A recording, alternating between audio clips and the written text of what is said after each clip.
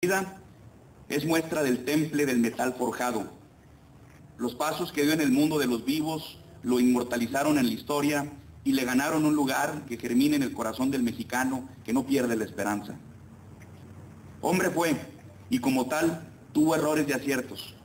Errores que sus detractores tratan de maximizar, aciertos que debemos reconocer porque de ellos se forjó la nación que somos hoy. Hijo de padres indígenas zapotecas, como zapoteca lo fue él, hijo de una tierra que aún hoy sufre la adversidad de la pobreza, don Benito nace un 21 de marzo de 1806 en San Pablo Guelatao, Oaxaca. Rodeado de peligros y limitaciones, en su primera infancia sufre la pérdida de su madre. Desde entonces, coinciden varios de sus biógrafos, la constante en su vida fue el esfuerzo y el trabajo que aprendió de su padre y el resto de su familia. 20 años tenía cuando ingresó en el Instituto de Ciencias y Artes de Oaxaca, donde se licenció en Derecho. Superó con las más altas notas la distancia que sus compañeros tomaban al despreciarlo por su modesto origen. En 1831, Benito Juárez fue elegido regidor del Ayuntamiento de Oaxaca y al año siguiente, diputado del Congreso del Estado. La energía con la que defendió los intereses que representaba le valió en 1846 ser diputado por Oaxaca ante el Congreso de la Unión.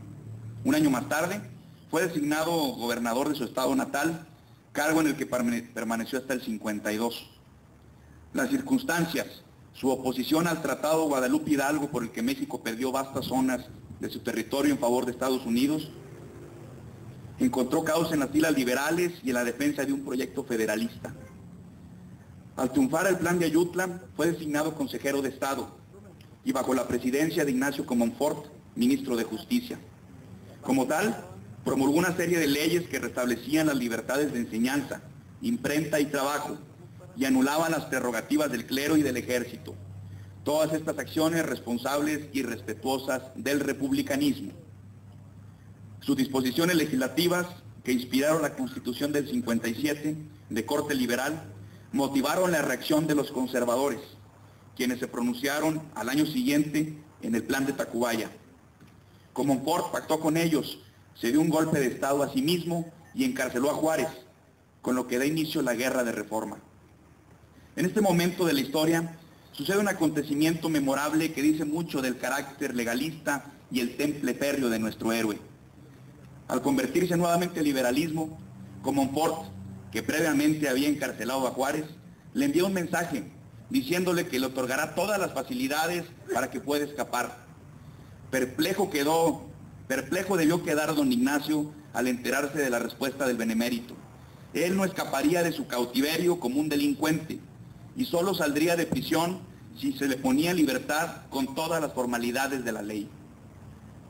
Como presidente de la Suprema Corte de Justicia y a la falta del presidente de la República, Juárez se convirtió en el presidente legítimo de acuerdo a la Constitución del 57, y el 19 de enero del 58 asume la primera magistratura en Guanajuato con estas palabras: los hombres que repugnan aceptar las reformas sociales que aquel código establece, haciendo referencia a la Carta Fundamental del país, han apurado todos los esfuerzos a fin de destruirlo, han invocado el nombre sagrado de nuestra religión, haciéndola servir de instrumento a sus ambiciones ilegítimas.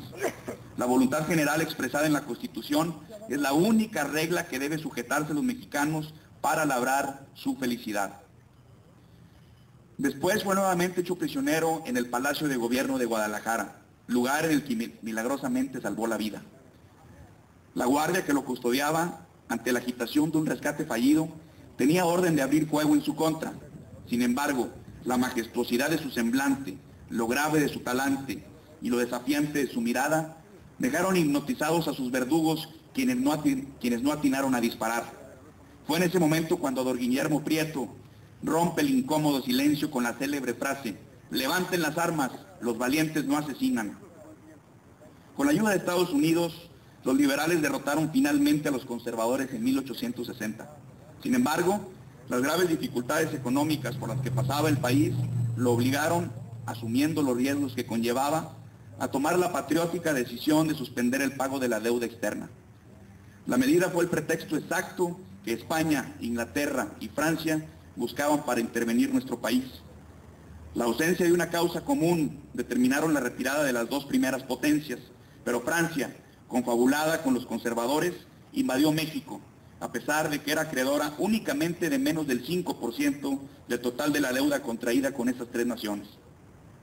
5 de mayo de 1862, el general Lorenzés se dirigía amenazante a Puebla, con un ejército que superaba en número, experiencia y preparación al nuestro. Desde las fortalezas de Loreto y Guadalupe, ocupadas por soldados mexicanos, bajo el liderazgo de Zaragoza, general de nuestro glorioso ejército, y teniendo por testigos silenciosos a los tres grandes volcanes mexicanos a lontananza, y después de un sangriento combate, quienes heroicamente empuñaron las armas nacionales, nos cubrieron de gloria. La traición nacionalista de los conservadores y el reforzamiento del ejército francés con la llegada del general Forey hicieron que Juárez se replegara y se trasladara a San Luis Potosí, a donde llevó los poderes de la Unión con él. Ante la instauración del imperio de Maximiliano, al año siguiente Benito Juárez se traslada al norte y desde allí organiza la resistencia. Los conservadores pretendían instaurar una monarquía vitalicia en favor del príncipe austriaco y de su descendencia, y daban total libertad al emperador francés para que, ante la ausencia de éste, nombrara quien debiera gobernar este país. Es decir, nos convertían prácticamente en una posesión francesa, el mayor agravio en contra de nuestra soberanía en ciernes. De la misma forma, Maximiliano pronunció un decreto draconiano. Autorizaba al ejército francés a fusilar inmediatamente y sin formación de causa a todo enemigo de la monarquía. Tan injusta era la causa francesa en nuestro suelo, que el más grande pensador del mundo de la época, Víctor Hugo, paradójicamente francés, escribió una misiva a los mexicanos que decía: mexicanos, tenéis razón en creerme con vosotros. No es Francia quien nos hace la guerra, es el imperio. Estoy de veras con vosotros. Ambos luchamos contra el imperio, vosotros en vuestro frente, yo en el mío, vosotros en vuestra patria, yo en mi destierro. Valientes hombres de México, resistid, esperad. Ya seáis vencedores, ya seáis vencidos. Francia seguirá siendo vuestra hermana, hermana lo mismo en vuestra gloria como en vuestra desgracia. Yo, por mi parte, os entrego, vencedores, mi fraternidad de ciudadanos, vencidos, mi sentimiento de proscrito. Con la República a cuestas, en ese peregrinar, llega a Coahuila. Había tomado el rumbo del norte, apuntan sus biógrafos, buscando refugio. La Cueva del Tabaco en la laguna coahuilense sería la fortaleza del Archivo General de la Nación hasta el mes de junio del 67. Todo este tiempo, la memoria histórica fue custodiada por anónimos y valientes ciudadanos de Matamoros, Coahuila. Después de 3 años de guerra, el ejército liberal triunfa sobre el imperio y Juárez ordena fusilar a Maximiliano en Querétaro, junto con Miramón y Mejía, lugar en el que habían sido apresados por el general Mariano Escobedo. Tomó esta decisión muy a pesar de las presiones internacionales que lo solicitaban perdonar la vida del emperador, y con ello sentó las bases de la política nacionalista. Quien ose atentar contra la soberanía nacional le estará reservado el cadalso, al invasor extranjero ni olvido ni perdón. Con el país empobrecido y desunido, Juárez fue reelecto presidente en agosto del 67, restauró la República Federal y al tiempo que daba vigencia de las leyes de reforma, adoptó una serie de medidas para fortalecer la autoridad presidencial. Juárez no era anticatólico ni antirreligioso como sus detractores quieren hacerlo parecer. Era anticlerical, que es una cosa muy distinta. Inmerso en una sociedad que pugnaba por anclarse al pasado, Juárez esgrimió la modernidad, la república, la libertad de cultos, la estricta separación de la Iglesia y del Estado, la instauración de la vida civil y la suspensión de los fueros, canonjías y privilegios que ostentaban el clero y el ejército. En la historia quedarían sus palabras: siempre he procurado hacer cuanto ha estado en mi mano para defender y sostener nuestras instituciones. He demostrado en mi vida pública que sirvo lealmente a mi patria y que amo la libertad. Ha sido mi único fin proponeros lo que creo mejor para vuestros más caros intereses, que son afianzar la paz en el porvenir y consolidar nuestras instituciones. Su vida es testimonio de la congruencia del hombre recio que acompañó con obras las palabras.